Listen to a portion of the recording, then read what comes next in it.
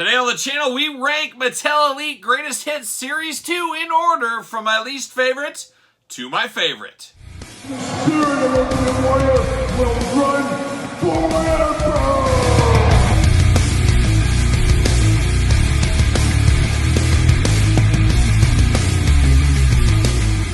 Welcome everyone, Kyle here, and welcome back to the channel for another rankings video, as today we're ranking Mattel Elite Greatest Hits Series 2 from my least favorite to my favorite. But for all your Greatest Hits Series 2 needs and a whole lot more, make sure you're hitting up Ringside Collectibles. Use discount code Kyle. Save yourself 10%. And another Greatest Hits wave is in the rear view mirror. An interesting wave this time. Some old, some new, some mix, some match. A little of this, a little of that. Some good, some bad, some ugly, we'll call it, with this set here. And the Greatest Hits line is a little bit of controversial, I guess. Now, longtime collectors like me probably don't have as much passion for this set as maybe some newer collectors. And I get that, because a lot of this stuff, and really all of this stuff, we have seen in one way or another in the past. Now, that doesn't mean that's wrong or it's right or whatever. It's just an opinion. I've had this in the past. I've had these figures, and of course, when we unboxed these, we compared them to their prior versions. Now, a lot of people that have came new, for whatever reason, maybe you're a new collector, you're a new kid just getting into wrestling figures. Well, there's a lot of iconic looks from some iconic superstars that maybe you never would have a chance to get because of pricing, whatever, can't find them where you are, whatever the reason may be. This is a chance to get these. So it does make perfect business sense. We always say, take that big business step back. As much as I love that Harley Race flashback figure, guess what? Mattel sees how much that is going for on the secondary market. They say, you know what? We're going to put that back out there. We're going to get a piece of that pie. And that's what these businesses do in the toy game. No toy is safe from a reissue. We have to remember that. We see that in definite toy lines, be it Hasbro, Mattel, NECA, Super 7, any of these, they could re-release things at any time. That's why I always say toys is not your best investment. If you're really wanting to invest in something, man, dump some money in your 401k. It's probably a better investment in the long run. It's just not as fun of an investment, we'll call it that. But of course, we're going to rank this set in order from my least favorite to my favorite. I'm going to ask you guys and gals to do the same thing. Put it in the comments down below. Remember, this is my list. Put your list down in the comments below. But let's kick this one off. We got 6 figures here. Let's put them in order. And I think if you watch the reviews, you could probably guess what's going to be number 6 for me. Number 6, I'm going to give it to the DDP, of course, the former Target exclusive. Now, this DDP isn't a terrible figure by any means, but it just felt like it just came out yesterday. It probably was about 2 years ago. I understand why they did it, and that's one thing we'll talk about with some of these. I love it because this was a Target exclusive. So not everybody had a chance to get a Target exclusive. And then a lot of those people that had the chance didn't get this one because it was a Target online exclusive when it first came out. Later on, a few floated out to stores. A lot of them went to the Ollies of the world, discount stores of the world. So maybe not everybody had a chance to get this one. I just personally felt like this DDP was a little bit soon for a Greatest Hits wave. I think there's other figures that would have done better in this spot, but that's just me. That's my opinion. But for me, going to put him in at number 6. The only difference between him and that Target one is the pinless joints. It is basically the exact same figure. Really no differences at all. So if you have that one, you probably don't need this one. So for me, just too few of differences. Going to put this one at number 6 for me. After that, I'm going to go at number 5. I'm going to try to decide here. I'm going to go Seth Rollins. Not that this Seth Rollins I hated or anything like that. I just felt like the other head sculpt that we had previously. Now, this was a Toys R Us exclusive back in the day. Once again, a lot of people missed out of it. A lot of people didn't have a Toys R Us, whatever the reason may be.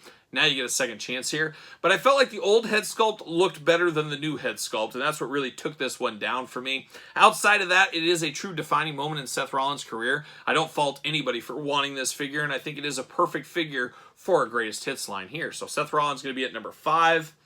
Number 4. This is a tough one here because this is probably my favorite Mattel Elite Undertaker figure. I'd have to think back to my list I did. Of course, every Thursday we do a top 10. But I'm going to put this Undertaker at number 4 here. Now, I love this Undertaker, and you guys know my history with the Undertaker, what I like and what I don't like of the Undertaker. Always love this look for the Taker. I love the facial hair, love the outfit. But once again, I preferred the head on the old Hall of Champions. Once again, a Target exclusive.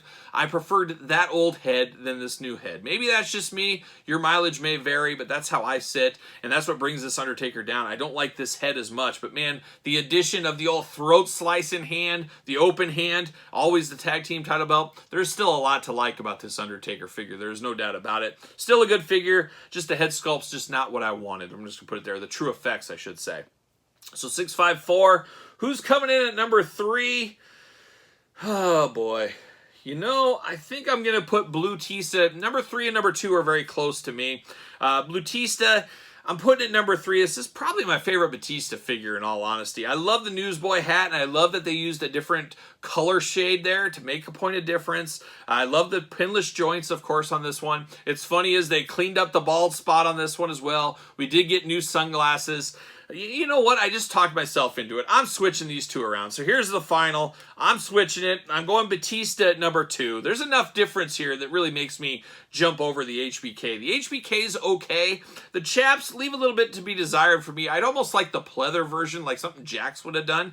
But I do like that they made a different color to the chaps on this one. There's enough improvements on the head. I think it really does look better than the prior one as well. And I do like the extra red, vibrant colors on the trunks and the or the tights, I should say, and on the hands here. So still a very good HBK figure. This one is probably the sleeper of the set if I had to pick a sleeper here. So 6, 5, 4, 3, 2, Batista, we just talked about it. Enough changes, enough color tone differences on this, plus it being my favorite Batista figure, jumped him up to number 2. And I'm going to go the King of Wrestling, Harley Race, at number 1. Now, this might not be for everybody, and then there's a whole section that this will be number 1 because they finally got a Harley Race figure in their collection. Not a huge fan of this one being re-released note for note. I would have liked a different shade, and as I said in the review, I would have liked to seen a soft goods cape, really make it feel different, because it really was one of the golden Mattel Elites, one of the Grail Elite pieces, and it really dumbed that one down. But it goes back to my earlier comments. Mattel doesn't really care about the value of our collection. They care about their wallet, and that's what businesses do. As much as we hate to admit that, that's what they do. They want your money, so they're okay devaluing this if it means they're going to be selling a bunch more Harley Races at a pretty consistent pop. So that is a little disappointing, and I hate to sound like an elitist that would have liked to keep it the old ways. I definitely wouldn't. I'm fine with this. I just wish there was a little bit more point of difference here. But now, outside of the double-jointed elbows, really there's no difference between the two. But there's still a difference, so it still counts. And it's really interesting, too. Now that flashback wave, we've seen some re-releases of some of those figures. It's funny, the most valuable figure out of that set probably is the Commissioner Build-A-Figure Shawn Michaels. That is an extremely rare figure now, and that one I think will be shooting up in price. Who knows? Maybe it'll be a future Greatest Hits line, or maybe a Build-A-Figure re-release. We'll see what happens with that one there. But there's a lot to like about this Harley Race. I told my Harley Race stories. Obviously, I'm a kid from the Midwest. Harley Race may be a bigger deal for me than it is for somebody in New York. You know, the Bruno Sammartino territory area. But Harley Race definitely special to me, so I knew he'd probably be number 1. I do really like this figure. I do like all things Harley Race. I'm hoping this leads to NWA Harley Race, Manager of Vader Harley Race. There's a few Harley Races we could still get that I would be all in for. I gotta think there's gonna be a Coliseum collection one of these days, and I do expect that one to be kind of that half coat that we got in the LJN days for that Harley Race. It'd be perfect paired with Junkyard Dog. I think that would be the perfect pairing for a Coliseum collection one of these days. But an interesting set, a little bit of something for everybody, or possibly, depending how deep your collection goes and what you're looking for, an easy total pass. But an interesting wave. I'm anxious to see and hear what could be in Greatest Hits Series 3. I would have to imagine possibly San Diego Comic-Con. We might get some news of that, and I will be there with all the details when that time does come. So stay tuned for more on Greatest Hits Series 3 when that time does come. But an interesting set here, there's no doubt about it. Hope you guys enjoyed the reviews. Let me know in the comments your thoughts. Let me know in the comments your order for Greatest Hits Series 2. I would love to hear it. Love to see how you rate these figures here. Let me know in the comments down below. Of course, you made it this far. Don't forget to like this video. Don't forget to subscribe to the channel. Turn on the old notification bell. As you guys know, we got videos every single day, and we got even more content for you over on the Patreon channel, including early access to all the videos like this, bonus content, exclusive content, giveaways, pizza reviews, Q&As, you name it.